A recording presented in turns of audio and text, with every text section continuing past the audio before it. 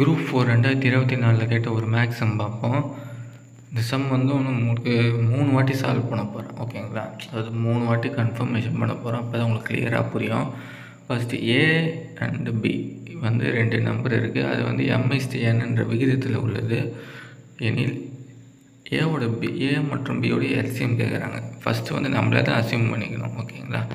First m/nன்றதை வந்து நம்ம 1:2ன்னு எடுத்துப்போமே, ஓகேங்களா? இங்கே பாருங்கள், 1:2ன்னு எடுத்துருக்கேன். அப்போனா அர்த்தம்னா ஏதோ ஒரு டேபிளால் இதை மல்டிப்ளை பண்ணணும். இந்த ரேஷியோவை 1:2 வந்து ஏதோ ஒரு டேபிளால் மல்டிப்ளை பண்ணணும். நான் ஃபஸ்ட்டு 2ஆல் பண்ணுறேங்க. அப்போ நான் 2:4ன்னு வரும். அதுக்கப்புறம் இது LCM of A and B தானே கொடுத்துறாங்க. எல்சிஎம் பார்த்தீங்கன்னா அதுக்கு 4 வரும். அதுக்கப்புறம் இந்த ஆப்ஷனில் எதுக்கு வந்து 4 வரும்னு பாருங்களேன். m/a போட்டுனா வரும் 1:2, இது 2 தான் வரும். அதேமாதிரி n/b 2×4 8 வரும். mb வந்து மல்டிப்ளை பண்ணா வரும். m வந்து 1, b 4, இதுக்கு தான் வந்து நான் வந்து 4 வருது. ஏபி பண்ணிங்கன்னா ஆகும், ஏபி வந்து 8 ஆகிடும், வராது. அப்போ வந்து எல்சிஎம் 4, எம்பியும் 4. அப்போ ஆப்ஷனு சி, ஓகேவா?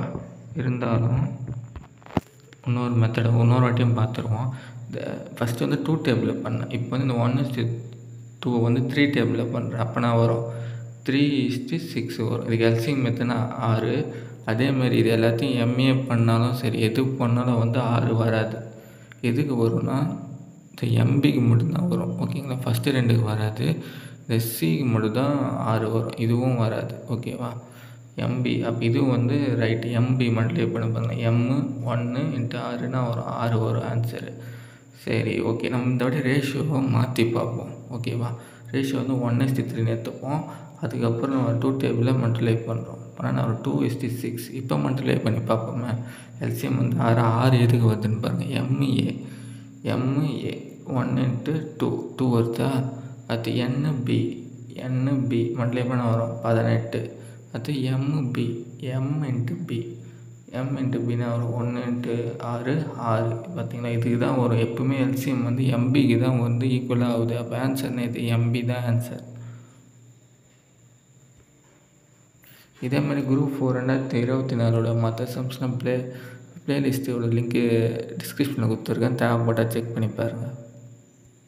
அதாவது இந்த சம் என்ன சொல்ல வரேன்னா, எல்சிஎம் வந்து எதுக்கு ஈக்குவலாக இருக்குதுன்னு கேட்குறாங்க. எல்சிஎம் வந்து எப்பவுமே எதுக்கு ஈக்குவலாக இருக்கும்? எம்பிக்கு வந்து ஈக்குவலாக இருக்கும். அதை தான் வந்து இது கேட்குறாங்க, ஓகேங்களா? அதை வச்சு பார்த்தீங்கன்னா எம்பி தான் ஆன்சர்.